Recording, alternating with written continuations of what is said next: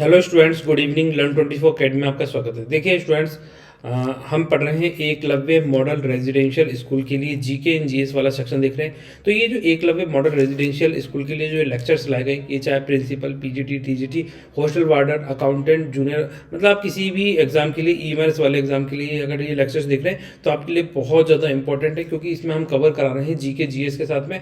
और हमारी जो टेस्ट सीरीज चल रही है उसमें तो हम computer, reasoning, maths, Hindi, English, pedology वाले क्वेश्चंस भी लेकर आ रहे हैं, जिससे आपकी होलिस्टिक तैयारी हो सके। ठीक है, तो ये थोड़ा सा ध्यान रखें। और जो बच्चे नए हैं उनको थोड़ा सा ओवरव्यू दे देते हैं। देखिए, इसके अलावा P1 क्लासेस, P1 से लेके P7 तक की क्लासेस है। ये क्लासेस जीके जीएस की क्लासेस हैं EMRS के लिए। ठीक है, तो जिसने भी ये P1 सीरीज वाली क्लास नहीं देखी है वो हमारी प्लेलिस्ट में जाइए, वहाँ आपको ये सारे लेक्चर्स एक साथ मिल जाएंगे। ठीक है, इसके अलावा मैराथन वाली क्लासेस हैं, M1 से लेके M7 तक ये क्लासेस अपलोड हो चुकी है। तो जिसने ये सीरीज नहीं देखी है इसको भी देख ले, इन दोनों को सम्मिलित रूप से देख ले। और जिसने टेस्ट सीरीज दिया है ये तीनों काम के, तो उनका जीके तो काफ़ी ज़्यादा स्ट्रॉन्ग हो गया होगा। ठीक है, ये थोड़ा सा ध्यान रखें।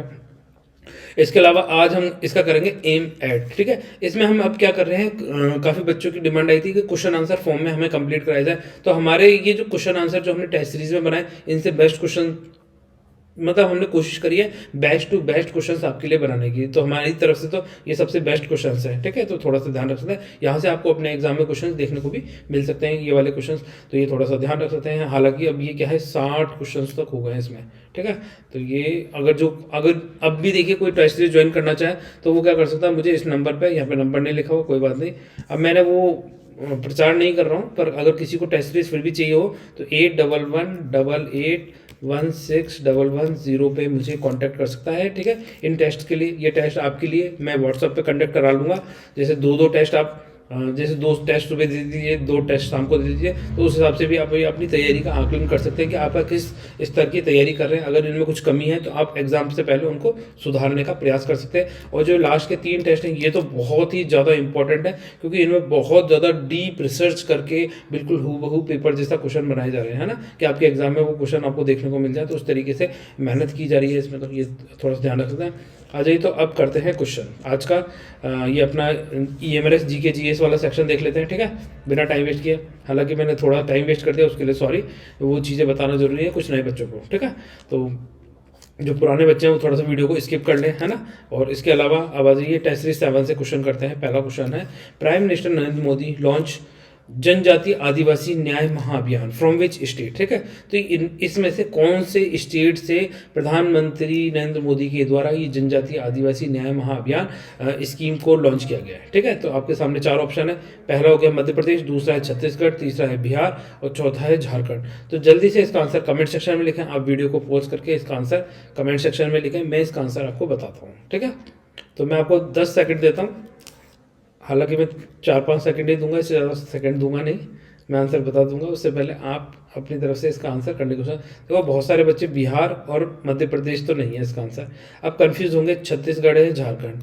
ठीक है, तो बताओ कहाँ से लॉन्च किया हुआ, तो ये छत्तीसगढ़ से लॉन्च करी गई है। ठीक है, ये बंगाल, ठीक है, बंगाल प्रेसिडेंसी के अंदर आती थी ये। ठीक है, छत्तीसगढ़ वाला एरिया है ना, ये बंगाल प्रेसिडेंसी के अंदर आता था। बिरसा मुंडा का यहाँ पर जन्म हुआ था, वहाँ से ये जनजातीय आदिवासी न्याय महाअभियान लॉन्च किया गया था। तो बिरसा मुंडा जी का जन्म कहाँ हुआ था? ठीक है, तो कौन सा गांव था वो, गांव का नाम आपको कमेंट सेक्शन में लिखना है, क्योंकि ये मैं पहले बता चुका हूँ। कुछ क्वेश्चन आपसे पूछता जाऊँगा, तो उनके आंसर आप देने का कोशिश करें। चलो मैं यहाँ बता देता हूँ, कुछ बच्चे अब क्या ढूंढेंगे। तो खूंटी गाँव था, खूंटी। ठीक है, खूंटी विलेज। ठीक है, खूंटी विलेज से ये स्कीम को लॉन्च किया गया था प्रधानमंत्री नरेंद्र मोदी के द्वारा। इसका आंसर यहाँ देख भी सकते हैं। देखो, इसका आंसर हो जाएगा PVTG लिख दिया। ठीक है, ये इसका आंसर यहाँ पे नहीं आया, पर आंसर बी है इसका। ये कोई और आंसर लग गया, सेकंड का लग गया, मुझे ऐसा लग रहा है इसमें आंसर। ठीक है, कभी कभी हो जाती गलती, इसका आंसर लग गया शायद वो। ठीक है, अभी कोई ये इसका आंसर तो आपने देख लिया, पर फिर भी इसको खुद से करने का ट्राई करें। प्रधानमंत्री जनमन, जनमन की फुल फॉर्म कमेंट सेक्शन में लिखें। जनजातीय आदिवासी न्याय महाअभियान इसकी फुल फॉर्म हो गई। ठीक है, ये scheme which was launch recently is associated with which category of people, ठीक है। तो ये इनमें से कौन से लोगों से रिलेट करती है ये जनधन स्कीम, ठीक है। और जनधन स्कीम का मेजर ऑब्जेक्टिव क्या है ये आपको पता होना चाहिए। नई स्कीम है, पूछी जा सकती है, ठीक है। ईएमआरएस से रिलेटेड है तो और ज़्यादा पूछी जा सकती है, ठीक है। हाल ही में लॉन्च की गई पीएम जनधन योजना किस श्रेणी के लोगों से जुड़ी हुई है, तो यहाँ पे देखो श्रेणी दे रखी है एमएसएमई ओनर्स, ठीक है। तो एमएसएमई का मतलब होता है micro small and medium enterprises के ओनर से रिलेटेड है। पीवीटीजीज ग्रुप से रिलेटेड है। अब पीवीटीजीज ग्रुप क्या होते हैं, पर्टिकुलरली वनरेबल ट्राइबल ग्रुप्स, इनकी बात कर रहा है। फार्मर्स मतलब किसान, और एनआरआई नॉन रेजिडेंट इंडियंस। बताइए इनमें से किससे रिलेटेड है प्रधानमंत्री जनधन स्कीम, ठीक है। वही आप 10 से 15 सेकंड का समय लेकर इसका आंसर कमेंट सेक्शन में लिख सकते हैं। हालांकि आप सबने इसका आंसर देख लिया है, आंसर हो जाएगा option number B, PVTGs group, तो पर्टिकुलरली वनरेबल ट्राइबल ग्रुप्स, ठीक है। तो हमारे देश में पीवीटीजीज ग्रुप कितनी है, टोटल मिला के 75 आइडेंटिफाई की गई है, और ये एक इंपॉर्टेंट डेटा है, ठीक है। यहाँ से भी क्वेश्चन पूछा जा सकता है, तो ये थोड़ा सा ध्यान रखें, ठीक है। 702 ट्राइब्स मिलती है हमारे इंडिया में, उसमें से 75 ऐसी ट्राइब्स हैं जो पीवीटीजी में आइडेंटिफाई की गई हैं। आगे चलते हैं। अब देखिए आगे है 3rd नंबर का question, Panchmitra pledge is related to, तो पंचमृत प्रतिज्ञा किससे संबंधित है। काफ़ी ज़्यादा इंपॉर्टेंट क्वेश्चन है, ठीक है। इसको भी इंपॉर्टेंट मार्क करें, ये पूछा जा सकता है आपसे एग्जाम में।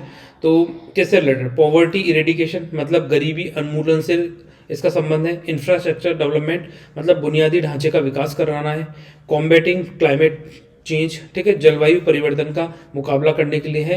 या क्षेत्रीय रक्षा एवं सुरक्षा, ठीक है, रीजनल डिफेंस एंड सिक्योरिटी। तो इसका आंसर क्या करना है भाई, 10 से 15 सेकंड में, या फिर एक बच्चे ने कहा था कि उसे तो 3 से 4 सेकंड में आंसर आ जाता है, तो 3 से 4 सेकंड में इसका आंसर कमेंट सेक्शन में आपको लिखना है, ठीक है। अगर मैं टाइम देता हूं तो इसका मतलब क्या है, आप उसका आंसर कमेंट करें, यार मुझे भी पता चले कि आप कितना ज़्यादा सीरियसली इन लेक्चर्स को ले रहे हैं, ठीक है। काफ़ी बच्चों के कमेंट आते हैं कि सर और वीडियोस लाइए, तो मैं लेकर आ रहा हूँ इसलिए, ठीक है। मैं तो बीच में 2 दिन लेक्चर भी नहीं ला पाया था, क्योंकि मुझे लग रहा था यार बच्चे इंटरेस्ट तो ले नहीं रहे, ठीक है। फिर उनके कमेंट ज़्यादा आने लगे, सर प्लीज़ रेगुलर लाइए, तो फिर मैं लेकर आया हूँ, उन्हीं बच्चों के लिए लाया हूँ। तो जो बच्चे और देख रहे हैं जिनको अगर 1% भी हमारे लेक्चर से बेनिफिट मिल रहा है, तो यार एक कमेंट कर दें, लाइक नहीं करें तो कोई बात नहीं, कमेंट तो करें, उससे मुझे पता तो चले कि यार कौन बच्चा सीरियस है कौन नहीं है, मैं ये जानना चाहता हूँ, ठीक है। अगर आप सीरियस है तो मैं भी सीरियस हो जाता हूँ आपके साथ में, अब आपकी मर्जी है, ठीक है। एक बच्चे ने कमेंट करके कहा है कि मैं बहुत ज़्यादा बोलता हूँ इसलिए आज मैं बिल्कुल नहीं बोलूँगा, मैं चुपचाप से क्वेश्चन ट्रैक करता जाऊँगा, ठीक है। ऐसे कर लूँ चलेगा। आप बताइए, देखो इसका आंसर हो जाएगा कॉम्बेटिंग क्लाइमेट चेंज। देखो ये जो है ना पंचमृत प्लीज, एक्चुअली क्या है, अभी COP28 चल रही है, कॉन्फ्रेंस ऑफ पार्टीज 28। तो ये कहाँ पे आयोजित की जा रही है, काफ़ी बच्चों को इसके बारे में पता होगा। तो देखो ये हो रही है दुबई में, ठीक है। दुबई कहाँ पड़ता है, UAE, United Arabs of emirate के अंदर ये COP28 की मीटिंग हो रही है। तो इसमें क्या है, 5 पॉइंट्स की बात करी गई है हमारे प्रधानमंत्री के द्वारा कि हम इनको पूरा करेंगे, ठीक है। जैसे कि हम नेट जीरो एमिशन 2070 तक अचीव करने का हमने टारगेट रखा है, ठीक है। इसके अलावा भी काफ़ी सारे हैं, तो आ जाओ मैं आपको पढ़ के बताता हूँ कौन कौन से हैं। देखिए आंसर हो जाएगा सी, ऑप्शन नंबर सी आपका आंसर हो जाएगा, ठीक है। एक सेकेंड, सी कॉम्बेटिंग क्लाइमेट चेंज, ठीक है।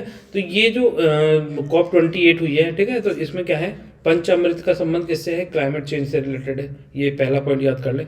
इसमें क्या है, 5 पॉइंट्स की बात करी गई है, इन्हीं को पंचामृत कहा गया। जैसे कि 500 गीगावाट से हम क्या करेंगे, 500 गीगावाट एनर्जी का production non fossil fuels of energy से करेंगे 2030 के लेवल तक, ठीक है। इसके अलावा जो हमारी 50% एनर्जी की रिक्वायरमेंट है, हम रिन्यूएबल सोर्स ऑफ एनर्जी से उसको फुलफिल करने की कोशिश करेंगे, कब तक, 2030 तक। इसके अलावा तीसरा पॉइंट कहता है जो हमारी कार्बन इंटेंसिटी है, ठीक है, उसको रिड्यूस करके लेकर आएंगे 2005 के लेवल से, ठीक है। तो कितना प्रतिशत, 45% तक उसको कम करेंगे। इसके अलावा reducing the total project carbon, मतलब जो हमारी कार्बन एमिशन है ना, projected carbon emission by 1 billion ton, ठीक है। तो हमारा जो कार्बन का उत्सर्जन हो रहा है उसे 1 बिलियन टन से उसको कम किया जाएगा 2030 तक। इसके अलावा हमारा 5वां पॉइंट है achieving the target of net zero emission by 2070। यहाँ पर आप हिंदी में भी पढ़ सकते हैं, सेम ही पॉइंट है, हिंदी में अगर पढ़ना चाहें तो यहाँ पे देख लीजिए। चलो यही पढ़ देता, 2030 तक 500 गीगावाट गैर जीवाश्म ऊर्जा क्षमता का पहुंच करना है।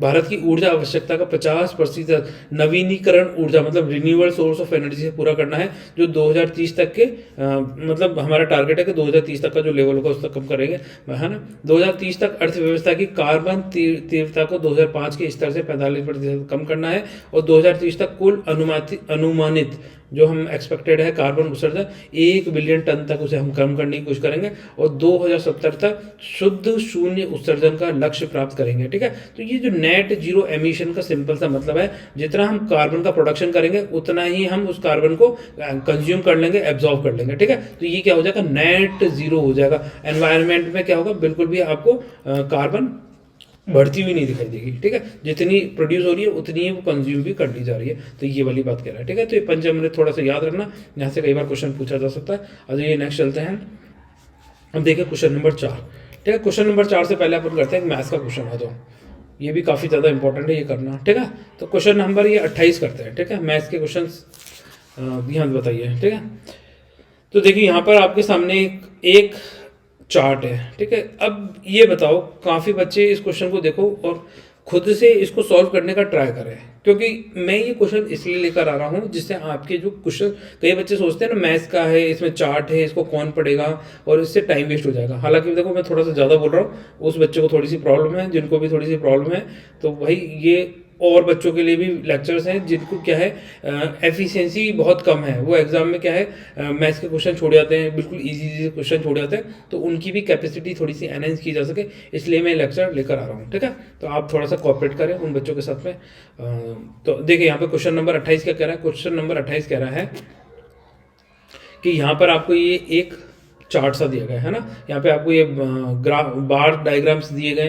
तो ये जो बार ग्राफ्स हैं ये क्या बता रहे हैं, जैसे अलग अलग विषय बता रहे हैं। जैसे पहला क्या बता रहा है, साइंस विषय को रिप्रेजेंट कर रहा है, दूसरा कॉमर्स को रिप्रेजेंट कर रहा है, तीसरा आर्ट्स को रिप्रेजेंट कर रहा है, चौथा लॉ को रिप्रेजेंट कर रहा है, और पांचवा एजुकेशन को रिप्रेजेंट कर रहा है, ठीक है। तो हमें ये सब करने से पहले हमें क्वेश्चन पढ़ना चाहिए। तो यहाँ पे देखिए, if the following bar graph represent the number of students enrol in different faculties in a college, then what is the total number of student enrol in that college. तो ये पूछ रहा है कि अलग अलग विषयों में, संकायों में बच्चों ने एडमिशन लिया, तो टोटल कितने बच्चों ने यहाँ पे एडमिशन लिया। अब जैसे बात करते हैं, देखो ये ग्राफ हमें यहाँ तक दिख रहा है कि अगर हम इसको इससे मिलाएं तो हमें पता चल रहा है साइंस में 200 स्टूडेंट ने भाग लिया। तो अब बताइए इस क्वेश्चन का आप आंसर निकाल पाएंगे कि नहीं निकाल पाए, कितना ईजी दिख रहा है, ठीक है। तो इसका आंसर तो मैं सभी से एक्सपेक्ट करता हूँ कि आप सभी इसका आंसर निकाल के बताएंगे, ठीक है। तो इसमें कितने बच्चों ने एडमिशन लिया होगा ये बताओ। एक सेकेंड, पेन हिल गया, ठीक है। तो इसका आंसर आप कमेंट सेक्शन में लिखें, यहाँ हो जाएगा, यहाँ पे मिल जाएगा, ठीक है। बीच में ही होगा ये 150 के आसपास, और यहाँ पर कितना होगा ये आप बताओ, ये 100 ही होगा, 100, ठीक है। तो यहाँ पर अब इन सबको जोड़ेंगे तो इसका आंसर निकल कर आएगा। चलो इसका आंसर आप कमेंट सेक्शन में लिखें, बताइए इजी था या नहीं था, ठीक है। नेक्स्ट क्वेश्चन यहाँ से ये कर लेते हैं, चलो फिर वापस अपने उसी पेज पे चलेंगे। तो क्वेश्चन नंबर 29 है, ये क्या कह रहा है, according to the new education policy 2020 which of the given learning medium is placed for the student up to 5th standard, ठीक है। तो नई शिक्षा नीति 2020 के अनुसार कक्षा 5 तक के विद्यार्थियों के लिए शिक्षा का माध्यम निम्न में से किसे रखा गया है, ठीक है। तो इसका आंसर आपको कमेंट सेक्शन में लिखना है, बहुत ही ईजी है। अगर आपने न्यू एजुकेशन पॉलिसी बहुत अच्छे से पढ़ी है तो इसका आंसर आपको आता होगा कि भाई 5वीं कक्षा तक के विद्यार्थियों के लिए शिक्षा का माध्यम इनमें से क्या रखा जाएगा। इंग्लिश में पढ़ाया जाएगा, हिंदी में पढ़ाया जाएगा, संस्कृत में पढ़ाया जाएगा, या फिर mother tongue of local language में इसको पढ़ाया जाएगा। तो इस क्वेश्चन का आंसर कमेंट सेक्शन में लिखें, और मैं कमेंट सेक्शन में ही आपको इसका आंसर बताता जाऊँगा, ठीक है। तो जितने बच्चे कमेंट करेंगे उनको इसका आंसर वहीं देते जाएंगे। हालांकि बहुत ही ईजी क्वेश्चन है। तो ये क्वेश्चन मैंने आपको होमवर्क दिया, ऊपर वाला भी क्वेश्चन वैसे होमवर्क जैसा ही है, क्योंकि मैंने इसको भी आंसर नहीं बताया, आपको सॉल्व करने का तरीका बताया है, ठीक है। अब आ जाइए अपने क्वेश्चन पे जो हम सॉल्व कर रहे थे। अब देखिए यहाँ पर है education, health and housing are related to which field, ठीक है। तो एजुकेशन जो हमारी शिक्षा है, स्वास्थ्य है और आवास है, इनमें से किस फील्ड से रिलेटेड है। मैन्युफैक्चरिंग में आएगी, इंफ्रास्ट्रक्चर में आएगा, कंस्ट्रक्शन में आएगा, या इंश्योरेंस के अंदर कवर किया जाता है। बताइए शिक्षा, स्वास्थ्य और आवास किस क्षेत्र से संबंधित है। विनिर्माण, बुनियादी ढांचा निर्माण या बीमा, ठीक है। तो बताओ एजुकेशन है, हम जो पढ़ाई लिखाई कर रहे हैं, हमारी जो हेल्थ है, जो हमारे घर वर बना रहे हैं, तो इसको मैन्युफैक्चरिंग में मानेंगे, इंफ्रास्ट्रक्चर मानेंगे, कंस्ट्रक्शन, इंश्योरेंस। देखो ना ये इंश्योरेंस है, ना ये कंस्ट्रक्शन है, ना ये मैन्युफैक्चरिंग है, ये क्या है इंफ्रास्ट्रक्चर के अंदर आता है। तो ऑप्शन बी आपका आंसर हो जाएगा। आ जाइए यहाँ पे देखो, इसके बारे में पढ़ भी लीजिए। तो ये क्या कह रहा है, हम करेक्ट आंसर क्या हो जाएगा, इंफ्रास्ट्रक्चर हो जाएगा। Education, health and housing are related to the infrastructure, ठीक है। तो ये किस में आ जाते हैं, ये सामाजिक बुनियादी ढांचे के अंतर्गत आते हैं। वे समाज के मूलभूत क्या है, संरचना है, इंफ्रास्ट्रक्चर है, ठीक है। तो ये थोड़ा सा ध्यान रख सकते हैं। आज ये क्वेश्चन नंबर आगे चलते हैं, 5वें को देखते हैं। विच अमंग द फॉलोइंग की is use for checking grammars and spelling, ठीक है। तो निम्नलिखित में से किस कुंजी का उपयोग व्याकरण और वार्तनी की जांच के लिए किया जाता है, तो बताइए, ठीक है। इनमें से विच अमंग द फॉलोइंग की है ना, हम कौन से जैसे हम कंप्यूटर में हमारे कीबोर्ड होता है, कीबोर्ड में से हम इसमें से कौन सी फंक्शन की का इस्तेमाल करेंगे। एफ का क्या मतलब होता है, फंक्शन, ठीक है। तो फंक्शन की इनमें से कौन सी दबाएंगे जिससे हम जो हमारी ग्रामर है या स्पेलिंग एरर्स हैं वो चेक कर सकते हैं, ठीक है। F3, F5, F7, F9, ठीक है। ये जो कंप्यूटर लेक्चर जब हमने पढ़ाए थे, तो ये कंप्यूटर ये सारी चीज़ें हमने देखो अभी तक जितने भी क्वेश्चन पूछे गए मेरे द्वारा, ठीक है, वो सब तो हमने पढ़ा रखे हैं। इसके अलावा भी आपके जो भी एग्जाम में क्वेश्चंस आते हैं 99% तो मैं ये मान के चलता हूँ कि हमारे लेक्चर से वो कवर होते हैं, ठीक है। बहुत सारी चीज़ें हमारे लेक्चर में कवर हो जाती हैं, तो ये थोड़ा सा ध्यान रख सकते हैं, ठीक है। तो इसका आंसर मैं ही बताता हूँ, इसका आंसर हो जाएगा ऑप्शन नंबर सी। आपके लिए तो सिर्फ 10 सेकंड दिए जाते हैं इसका आंसर करने के लिए। आप करते हैं तो वेल एंड गुड, नहीं भी करते हैं तो यहाँ से याद कर लीजिए, ठीक है। और करते हैं तो उससे आपको ही आपका ही कॉन्फिडेंस बिल्डअप होगा। आप कभी ना सोचे कि मेरा आंसर गलत हो जाएगा, मेरे को करेक्ट करेगा। आप गलत आंसर लिखेंगे, अगर मैंने उसका आंसर सही भी बताया आपको, तो वो आपको लंबे समय तक याद रहेगा। और आप इसी चीज़ पर जाइए, एग्जाम में देखिएगा कि आप जो क्वेश्चन गलत हो जाते हैं ना आपसे, वो भी आप वहाँ सही करके आएंगे, ठीक है। तो आप थोड़ा सा अपनी जो स्किल्स है उसको इम्प्रूव करने का ट्राई करें। अब देखिए आंसर 5 हो जाएगा F7, ठीक है। F7 की का इस्तेमाल क्या करते हैं, to check the grammar and spelling, ठीक है। और हम कौन सी की, रिबन एट स्टार्ट में भी जाकर हम स्पेलिंग को करेक्ट कर सकते हैं, ये थोड़ा सा ध्यान रख सकते हैं, ठीक है। आ जाइए हम यहाँ पर क्वेश्चन नंबर 6 करते हैं। तो बताइए question number 6, which of the following generation of computer is associated with artificial intelligence. निम्नलिखित में से कौन सी पीढ़ी का कंप्यूटर कृत्रिम बुद्धिमत्ता से संबंधित है, ठीक है। तो ये क्वेश्चन क्या है, प्रीवियस ईयर क्वेश्चन है, ठीक है। यहाँ से पहले एग्जाम में पूछा गया, तो आपको इसका आंसर आना चाहिए। बताइए आर्टिफिशियल इंटेलिजेंट, ठीक है। ये यहाँ से पूछ रहा है कि निम्नलिखित में से कौन सी पीढ़ी का कंप्यूटर कृत्रिम बुद्धिमत्ता से संबंधित है। First generation of computer, third generation of computer, fifth generation of computer या सेवंथ जनरेशन ऑफ कंप्यूटर। बताइए आर्टिफिशियल इंटेलिजेंट वाले इनमें से कौन सी पीढ़ी के कंप्यूटर में हैं सम्मिलित, ठीक है। तो देखिए इसका आंसर वही 10 से 12 सेकंड में इसका आंसर कमेंट सेक्शन में लिखें और मैं इसका आंसर आपको बताता हूँ, ठीक है। तो देखिए इसका आंसर हो जाएगा option number C, fifth generation of computers, ठीक है। क्योंकि 5वीं पीढ़ी तक ही कंप्यूटर फॉर्म हुए हैं। अभी तक जो हम कंप्यूटर इस्तेमाल करते हैं वो 5वीं पीढ़ी के ही कंप्यूटर है, उसके बाद के अभी कंप्यूटर नहीं आए हैं, ठीक है। तो ये सारे यही हो जाएंगे, ये थोड़ा सा ध्यान रखना, ठीक है। अब देखिए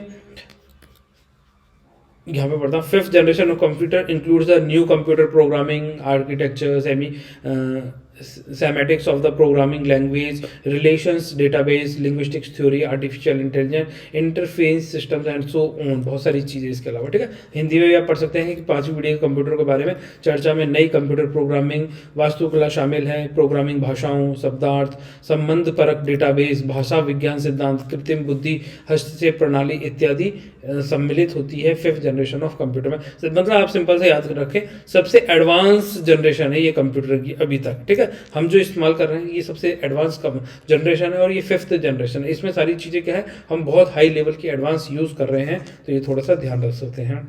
आ जाइए नेक्स्ट चलते हैं, क्वेश्चन नंबर 7 देखते हैं। Which among the following is correct about 4GL, ठीक है। तो 4GL क्या है, अ कंप्यूटर ब्रांड है, अ सॉफ्टवेयर ब्रांड है, अ सॉफ्टवेयर प्रोग्राम है, अ प्रोग्रामिंग लैंग्वेज है। तो बताइए 4GL क्या है। देखो L से आप जब ये पढ़े ना तो इसको थोड़ा सा ध्यान लगा के पढ़ने की कोशिश करें कि यहाँ पे L का इस्तेमाल हुआ है, G का इस्तेमाल हुआ है। G से क्या हो सकता है, जनरेशन हो सकता है, तो L से क्या होगा आप खुद सोचिए, ठीक है। तो ये प्रोग्रामिंग लैंग्वेज होगा, सॉफ्टवेयर होगा, ब्रांड होगा, कंप्यूटर ब्रांड होगा, ठीक है। सॉफ्टवेयर ब्रांड तो क्या है, ठीक है। इसका आंसर वही 10 से 12 सेकंड में इसका आंसर कमेंट सेक्शन में लिखने की कोशिश करें, फिर मैं इसका आंसर आपको बताता हूँ। देखिए इसका आंसर हो जाएगा ऑप्शन नंबर डी, ठीक है। तो ये एक प्रोग्रामिंग भाषा है, ठीक है। इस तरह के क्वेश्चन एग्जाम में पूछे जाते हैं, ये काफ़ी ज़्यादा इंपॉर्टेंट है, ठीक है। आपके एग्जाम में भी पूछा जा सकता है, तो इसको हाईलाइट कर लीजिए, ठीक है। आज ये प्रश्न नंबर 8 करते हैं। An analog computer use an analog signal which is usually represented as what। ठीक है, तो एनालॉग जो सिग्नल्स होते हैं, देखो कल हमने बात करी थी, कल वाला जो लेक्चर था उसमें भी हमने एनालॉग सिग्नल की बात करी थी। ठीक है, और यहाँ एनालॉग कंप्यूटर की बात करता है, एनालॉग और डिजिटल सिग्नल की बात करी थी। तो एनालॉग सिग्नल किस तरीके से ट्रेवल करते हैं, एनालॉग सिग्नल्स का ट्रेवल करने का तरीका होता है कंटिन्यूस वेवी फॉर्म में ट्रेवल करते हैं। ठीक है, और डिजिटल सिग्नल क्या होते हैं, पैकेट्स में ट्रेवल करते हैं। पैकेट्स कैसे होते हैं, 0101 की कोड के अंदर ये पैकेट्स होते हैं। ठीक है, ये थोड़ा सा ध्यान रख सकते हैं। तो अब आ जाइए, अब यहाँ पे होता है analog computer use an analog signal. तो एनालॉग कंप्यूटर क्या है, एनालॉग सिग्नल का इस्तेमाल करता है which is usually represented sine wave, sine curve, bell curve या कॉस वेव। बताओ, देखो अब मैंने क्या बोला, ये वेवी फॉर्म होता है, कंटिन्यूस चलती है। तो साइन वेव है, कॉस वेव है, बेल कर्व है, साइन कर्व है। तो ये कर्व वाले तो चले गए। अब इन दोनों में से बताइए इसका आंसर क्या होगा, बताओ। ठीक है, तो इसका आंसर क्या हो जाएगा, ऑप्शन नंबर ए हो जाएगा, साइन वेव ई। देखो प्रश्न नंबर 8, प्रश्न नंबर 8 पे आ जाइए। प्रश्न नंबर 8 कह रहा है अ साइन वेव। ठीक है, तो analog computer use an analog signal which can also be represented as a sine wave और ए कंटिन्यूस वेव। ठीक है, which contains a many time varying quantities. ठीक है, ये थोड़ा सा ध्यान रख सकते हैं। तो ये एक एनालॉग कंप्यूटर एक एनालॉग सिग्नल का उपयोग करता है जिसे साइन तरंग या निरंतर तरंग के रूप में भी दर्शाया जा सकता है, जिसमें कई समय भिन्न मात्राएं होती हैं। तो ये थोड़ा सा ध्यान रख सकते हैं। आ जाइए आगे चलते हैं, प्रश्न नंबर 9 करते हैं। प्रश्न नंबर 9 बताइए, काफ़ी ज़्यादा इंपॉर्टेंट है। देखो ये जो क्वेश्चन है ना, ये आप ऐसा सोचिए ये आपका टेस्ट है। ठीक है, टेस्ट के फॉर्म में आपसे पूछे जा रहे हैं, आपको क्वेश्चन मतलब ऑब्जेक्टिव फॉर्म में चाहिए थे, तो इसलिए मैं ऑब्जेक्टिव फॉर्म में लाया। अदरवाइज तो क्या था, मैं ज़्यादा से ज़्यादा आपके लिए कंटेंट उस तरीके का बनाता जिसमें क्या था कि सारी ही इन्फॉर्मेशन एक ही जगह आ जाती। ठीक है, हालांकि मैंने इसमें भी कोशिश करी है कि जो इन्फॉर्मेशन इनसे रिलेटेड है वो आंसर में डाली जा सके, जिससे आपको बेनिफिट तो यहाँ भी मिल जाए। ठीक है, तो आ जाइए यहाँ पर, विच of the following define the meaning of RAM. ठीक है, तो निम्नलिखित में से कौन रैम का अर्थ परिभाषित करता है, तो आपको बताना है। यहाँ 4 ऑप्शन दे रखे हैं। पहला ऑप्शन है it is a memory which only read. ठीक है, तो रैम एक मेमोरी है जिसमें हम सिर्फ उसको पढ़ने का कार्य करते हैं। क्या ये बात सही है? It is a memory which both read and right. तो ये एक ऐसी मेमोरी है जिसमें हम रीड भी कर सकते हैं और लिख भी सकते हैं। क्या ये बात सही है? It is a memory which is use for permanent storage. तो रैम को क्या हम परमानेंट स्टोरेज के रूप में काम में लेते हैं, या फिर it is a memory which can only be written. ठीक है, तो यहाँ पर सिर्फ हम राइट कर सकते हैं। तो बताइए इनमें से हम रैम के अंदर किस चीज़ का इस्तेमाल करेंगे? तो ये एक स्मृति है जिसमें केवल पढ़ा जाता है, जिसमें पढ़ा और लिखा दोनों जा सकता है, जिसमें स्थायी भंडारण के लिए इसका उपयोग किया जाता है, या केवल इसमें लिखने का उपयोग किया जाता है। तो जल्दी से इसका आंसर कमेंट सेक्शन में लिखें। वही 10 से 12 सेकंड का समय लें और इसका आंसर कमेंट सेक्शन में लिखें। मैं इसका आंसर आपको बताता हूँ वीडियो पोस्ट करके। इसका आंसर जरूर से आप सब लोग लिखने का ट्राई करें यार। देखो ये क्वेश्चंस आपके एग्जाम में से ही रिलेटेड हैं, आपके एग्जाम में पूछे जाएंगे। अभी नहीं लिखोगे तो फिर एग्जाम में भी आपको थोड़ा डर लगेगा। मैं नहीं चाहता आप डरो। ठीक है, तो यहाँ पर इसका आंसर मैं बता देता हूँ आपको। देखो इसमें क्या है, ये एक ऐसी स्मृति है जिसे पढ़ा और लिखा दोनों जाता है। देखो सिंपल सी बात है, रैंडम एक्सेस मेमोरी का हम इस्तेमाल क्यों कर रहे हैं भाई? अभी जैसे मान लो मैं अभी कंप्यूटर में ये चीज़ लिख रहा हूँ, तो हम इसको पढ़ भी तो रहे हैं और यहाँ पे मैंने लिखा भी तो है, तो ये रैम के अंदर हम इसका इस्तेमाल कर रहे हैं। ठीक है, तो ये थोड़ा सा ध्यान रख सकते हैं। आ जाइए यहाँ पर, थोड़ा क्या पूरा ही ध्यान रखने की कोशिश करें, थोड़ा ध्यान नहीं रखना है। ठीक है, करेक्ट आंसर क्या हो जाएगा? B, it is a memory which both read and write return. ठीक है, तो यहाँ पर हम पढ़ भी सकते हैं और लिख भी सकते हैं। ठीक है, तो यहाँ पर क्वेश्चन नंबर 10 करते हैं। बताइए विच of the following file extension is used in MS word 2003।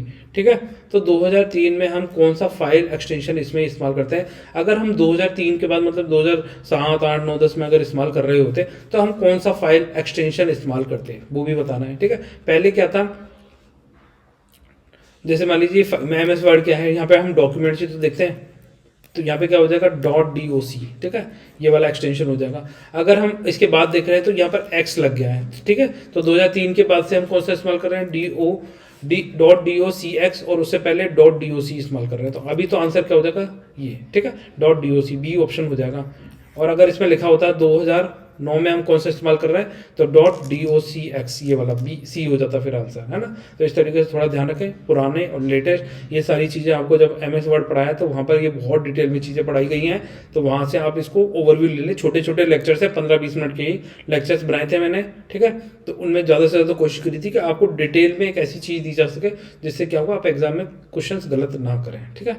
और उसके अलावा भी अगर आपको लगता है कि नहीं लेक्चर्स नहीं देख पाएंगे, तो आप एक काम करें, आप मुझे क्या करें, कमेंट कर दें, तो मैं आपको चलो ये वैसे हमारे क्या है, टेलीग्राम जो चैनल है, कमेंट सेक्शन में आपको टेलीग्राम चैनल मिल जाएगा, आप उसमें कंप्यूटर सर्च करें, ठीक है। जैसे कंप्यूटर सर्च करेंगे CET लिख लें, CET कंप्यूटर सर्च कर लें, ठीक है। तो जैसे आप CET कंप्यूटर सर्च करेंगे तो उसमें आपको PDF मिल जाएंगे, तो वहाँ से आप इनको डाउनलोड कर लें, ठीक है। वहाँ से आप ये नोट्स के फॉर्म में हैं, छोटे छोटे पॉइंट्स लिखे हुए हैं, उनको याद कर लें, आपका काम हो जाएगा। एग्जाम में जो क्वेश्चंस कंप्यूटर के आने वो आपके यहाँ से कवर हो जाएंगे, ठीक है। थोड़ा ये ऐसे भी कर सकते हैं आप। आ जाइए, विच institution regulate the cooperative banks, ठीक है। तो ये देखो, ये थोड़ा सा इकोनॉमी का क्वेश्चन आ गया। एक दो क्वेश्चन मैंने थोड़े से साइड वाले भी डाले जो करंट में थे, क्योंकि यहाँ से भी कई बार क्वेश्चन पूछ लेते हैं और इसी तरह के क्वेश्चन पूछे जा सकते हैं, तो वो वाली कोशिश करिए कि आपको ज़्यादा से ज़्यादा कवर कराया जा सके, ठीक है। तो कोऑपरेटिव बैंक्स को इनमें से कौन सा इंस्टीट्यूट रेगुलेट करता है, RBI, reserve bank of India, NABARD, या फिर मिनिस्ट्री ऑफ कॉर्पोरेशन, या नीति आयोग, ठीक है। तो बताइए, चलो ये बताइए सबसे पहले तो नीति आयोग कब फॉर्म हुई थी, ठीक है। इसकी डेट बतानी है, नीति आयोग, क्योंकि ये प्लानिंग कमीशन को खत्म करके नीति आयोग लेकर आए थे, ठीक है। नरेंद्र मोदी सरकार के द्वारा लाई गई थी, तो इसकी डेट काफ़ी ज़्यादा इंपॉर्टेंट हो जाती है।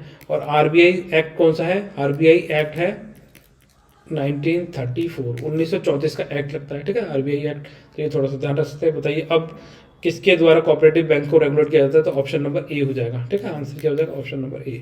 ये याद रख लें, ये कई बार पूछी जाती हैं ये चीज़ें, ठीक है। फाइल एक्सटेंशन नेम तो यही हो गया .doc, ठीक है। और उसके बाद 1997 से 2003 तक तो ये वाला एक्सटेंशन चल रहा है फाइल के लिए, डॉक्यूमेंट्स के लिए, ठीक है, .doc। और उसके बाद में .docx हो जाएगा, ठीक है। ये भी पूछा जाता है कई सारे एग्जाम में, तो काफ़ी ज़्यादा इंपॉर्टेंट है, इंपॉर्टेंट मार्क करें इसको, ठीक है। फिर यहाँ पर आ जाइए, क्वेश्चन नंबर 11 का RBI हो जाएगा answer. Reserve bank of India controls all bank of India including cooperative banks, ठीक है। तो रिजर्व बैंक क्या करती है, सभी बैंकों को कंट्रोल करने का काम करती है, मॉनिटरिंग करती है, रेगुलेट करती है, ठीक है। तो ये थोड़ा सा ध्यान रखना है। आ जाइए, अब क्वेश्चन नंबर 12 कर लेते हैं। विच union ministry implements the PM प्रणाम स्कीम, ठीक है। तो बताइए इनमें से कौन सी मिनिस्ट्री के द्वारा PM प्रणाम स्कीम को लॉन्च किया गया है। तो ये काफ़ी ज़्यादा इंपॉर्टेंट क्वेश्चन है। चलो आपको 2-3 क्वेश्चन होमवर्क के लिए देता हूँ, तो इनका आंसर कमेंट सेक्शन में आप लिखें। पहला क्वेश्चन हो जाएगा ये होमवर्क का, हालांकि इससे पहले होमवर्क के लिए उधर क्वेश्चन दिए हुए, तो ये तीसरा क्वेश्चन हो जाएगा, ठीक है। तीसरा क्वेश्चन कर लीजिए इसको, और वहाँ पर ही चलते हैं वापस से एक बार, ठीक है। इसमें से भी एक क्वेश्चन देता हूँ आपको। ये जो क्वेश्चन है ना, क्वेश्चन नंबर 30, इसको चौथा क्वेश्चन कर लीजिए, होमवर्क का क्वेश्चन है, ठीक है। तो ये बताइए, elementary education covers education from which class, ठीक है। तो जो एलिमेंट्री एजुकेशन है वो इनमें से कौन सी क्लास को कवर करती है, 1 to 5, 1 to 6, 1 to 8 या 1 to 10। देखो इस क्वेश्चन का आंसर आपको, इन क्वेश्चंस का आंसर आपको सीरियसली देना है, आपको मतलब चीटिंग नहीं करनी है, आप खुद से इनका आंसर देने का ट्राई करें, फिर उसका आंसर देखें, उसके बाद देखें। क्योंकि ये क्वेश्चन क्या है, आप ये सोचिए कि आपके एग्जाम में डायरेक्ट पूछे जा रहे हैं। भाई अब एक बताओ, आपके एग्जाम में इसी तरह के क्वेश्चन तो आएंगे यार, इससे अलग क्या आएंगे, या तो इनके आसपास आएंगे जो मैं पूछ रहा हूँ, या फिर इनमें से उठ के आ जाएगा, इन्हीं के ही कुछ फॉर्म चेंज करके यही वाली चीजें पूछ रहा होगा, या बिल्कुल डिट्टो ऐसा भी क्वेश्चन पूछा जा सकता है, ठीक है। तो ये वाले क्वेश्चन आपके बिल्कुल एग्जाम पॉइंट ऑफ व्यू से एग्जाम रिलेटेड ही क्वेश्चन है। ऐसे मान के चलिए अभी आपको आ रहे हैं, इनकी कहानी अभी याद आ रही है, तो एग्जाम में भी याद आएगी। अभी आपसे नहीं हो रही, चीटिंग करके कर रहे हो, तो एग्जाम में तो आ गया तो वेल एंड गुड, फिर तो कर ही आओगे, और नहीं आया तो इसके आसपास की कोई चीज़ पूछ ली तो फिर नहीं कर पाओगे, ठीक है। तो उसके लिए क्या होगा, आपको थोड़ा सा अपनी नॉलेज को वास्ट करें, थोड़ा बढ़ाएं, ठीक है। तो अब इसका आंसर खुद से करने की कोशिश करें, जिससे मुझे भी पता चले कि आप कितना सीरियस ले रहे हैं इस चीज़ को लेकर। चलो एक क्वेश्चन और दे देता हूँ, इसके बाद में क्वेश्चन नंबर 5 दे देता हूँ, ठीक है। ये 5 क्वेश्चन आपके लिए होमवर्क है। When was central board of secondary education establish, तो जो हमारा CBSE बोर्ड है उसको कब एस्टेब्लिश किया गया था, 1952 में, 1953 में, 1954 में, या 1955 में, है ना। तो इसका आंसर कमेंट सेक्शन में लिखें कि CBSE जो सेकेंडरी बोर्ड है, जिसे हम CBSE बोलते हैं, central board of secondary education, तो इसको कब एस्टेब्लिश किया गया था, ठीक है। इसके अलावा 2-3 क्वेश्चन वहीं से वापस से दूंगा, 5 होगा ना, 6, एक क्वेश्चन और दे देते हैं, ठीक है। तो ये 6ठा क्वेश्चन आपके लिए होमवर्क है, क्वेश्चन नंबर 6, ये भी आपका होमवर्क का क्वेश्चन है, ठीक है। तो सोमपेन ट्राइब है, सोमपेन ट्राइब कहाँ मिलती है, सबसे पहले तो ये बताइए काफ़ी ज़्यादा इंपॉर्टेंट ट्राइब है, ठीक है। Shompen tribe of people which were seen in the news are located in which state और यूटी, ठीक है। तो ये कौन से स्टेट और यूटी के अंदर ये आपको सोम्पेन ट्राइब देखने को मिलती है? तो झारखंड में, मध्य प्रदेश में, अंडमान एंड निकोबार आइलैंड में, आसाम में। काफ़ी ज़्यादा इजी क्वेश्चन है, बहुत बार न्यूज़ में रहता है, तो आपको ये पता होना चाहिए। हालांकि है अंडमान एंड निकोबार आइलैंड्स के अंदर हमारी जो गवर्नमेंट ऑफ इंडिया है उन्होंने एक क्या करा, वहाँ पर डेवलपमेंट के कार्य करने के लिए प्रस्तावित किया है एक प्रोजेक्ट, ठीक है। वहाँ पे क्या करेंगे, पोर्ट का निर्माण करेंगे, साथ में हवाई पट्टी होती है उसका निर्माण करेंगे, ठीक है। तो यहाँ पर क्या है, जो हमारे जो एलीट क्लास है, ठीक है, जो हमारे जो आईएएस है, फॉर्मल आईएएस है, उनका एक ग्रुप है ना। तो उन्होंने क्या करा, इसके अगेंस्ट में एक चिट्ठी लिखी हमारी जो प्रेसिडेंट है द्रौपदी मुर्मू को, कि भाई मतलब भाई तो नहीं लिखा, मतलब ऐसे लिखा कि रिस्पेक्टेड मैम, ऐसे लिखा होगा, ठीक है। तो उसमें लिखा कि मैम ये जो प्रोजेक्ट है इससे क्या होता है, हमारे जो एनवायरनमेंट को काफ़ी ज़्यादा नुकसान हो सकता है, ठीक है। साथ में जो यहाँ पे ट्राइब्स रहती हैं, ठीक है, पीवीटीजी, ये सोम्पेन ट्राइब क्या है हमारी, पीवीटीजी इसके अंदर इंक्लूड होती है, ठीक है। तो ये भी थोड़ा ध्यान रखते हैं। तो इनको क्या है, खतरा हो सकता है, ये यहाँ से माइग्रेट कर जाएंगे, इनके प्रवास हैबिटेशन को लॉस हो सकता है, तो इसीलिए ये प्रोजेक्ट ना चला जाए, तो ये थोड़ा सा ध्यान रख सकते हैं, ठीक है। तो चलो स्टूडेंट, फिर मिलते हैं नेक्स्ट लेक्चर में। और चलो एक क्वेश्चन और कराता हूँ मैं आपको, ये 6 क्वेश्चन तो आपके होमवर्क के हो गए, अब ये क्वेश्चन मैं आपको करके दे रहा हूँ, ठीक है। तो 17 क्वेश्चन है, Agartala Akhaura cross border rail link project connect India through which country, है ना, India with which country, India को कौन सी कंट्री के साथ कनेक्ट करता है ये अगरतला अखूरा रेल लिंक प्रोजेक्ट, ये बताना है। अगरतला अखोरा सीमा पर रेल लिंक परियोजना भारत को किस देश से जोड़ती है? तो नेपाल के साथ जोड़ेगी, बांग्लादेश के साथ जोड़ेगी, म्यांमार के साथ जोड़ेगी या थाईलैंड के साथ जोड़ेगी? बताइए जल्दी से, इसका आंसर कमेंट सेक्शन में लिखें, ठीक है। वीडियो को पोस्ट करें और इसका आंसर कमेंट सेक्शन में लिखें, मैं इसका आंसर आपको यहाँ बताता हूँ, ठीक है। हालांकि आपने आगे के क्वेश्चन भी देख लिए, तो उनके भी आंसर आप कमेंट सेक्शन में लिख सकते हैं। और इसका आंसर हो जाएगा, देखिए, ये अखोरा और ये अगरतला, ठीक है। तो अगरतला कहाँ पड़ती है? त्रिपुरा की राजधानी है अगरतला, ठीक है। और अखोरा कहाँ है? ढाका में एक जगह शहर है। तो ढाका नहीं, बांग्लादेश में एक शहर है, ढाका इसकी कैपिटल है, ठीक है, बांग्लादेश की।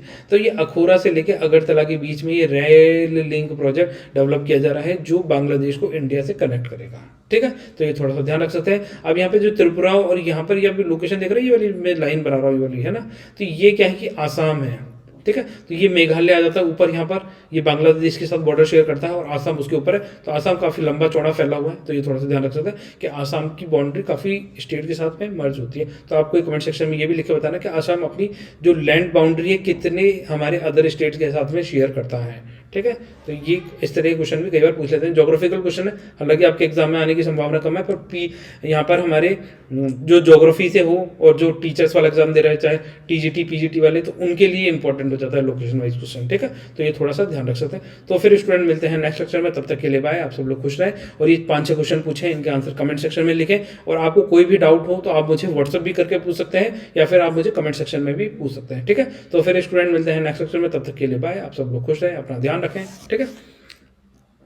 और सबसे इंपॉर्टेंट बात, वीडियो कैसा लगता है आपको, वीडियो को लाइक एंड शेयर करके बताइए। और आपके जो कमेंट्स हैं उसी से हमें पता चलता है, तो भर भर के कमेंट करिए, जिससे हमें पता चले कि आप वीडियो को कितना सीरियस ले रहे हैं, ठीक है। अगर फिर भी कोई डाउट हो तो वापस से बोल देता हूँ, आप हमें कमेंट कर सकते हैं, हम आपके कमेंट के 2-3 घंटे के अंदर उसका आंसर आपको अवेलेबल कराने की कोशिश करेंगे हमारे चैनल पर, ठीक है। तो फिर स्टूडेंट मिलते हैं नेक्स्ट सेक्शन, तब तक के लिए बाय, आप सब लोग खुश रहें, अपना ध्यान रखें।